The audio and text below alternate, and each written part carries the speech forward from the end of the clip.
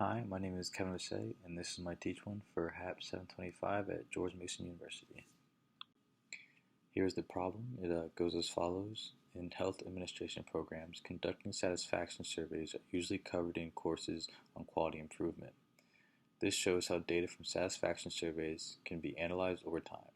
Assume that in different time periods, 4 randomly selected patients rated their satisfaction with our services. Are we improving? Here's the data. There are 4 time periods and satisfaction ratings for 4 patients across each time period. As you can see, for time period 4, there are 2 missing points of data. So the first step is to import the data in needed libraries. In this case, the libraries needed are Pandas, NumPy, and Matplotlib.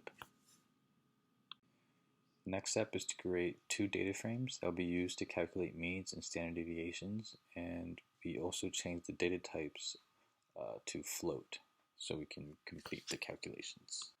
Using the first data frame, we create a new column titled Average Rating that consists of the mean of each row, while also ignoring the 2 missing data points.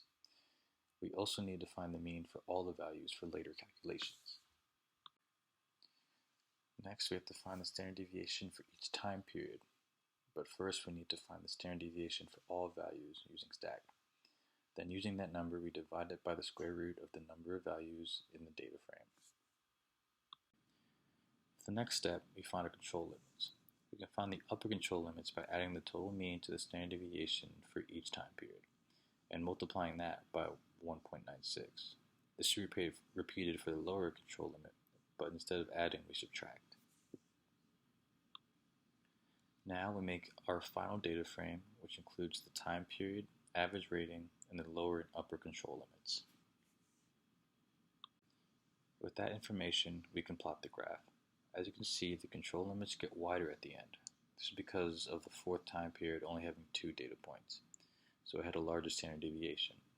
We can also see that our satisfaction rating was at its lowest in the 2nd time period, meaning our services weren't up to par. However, it did improve and get back into the control limit area. Thank you for listening.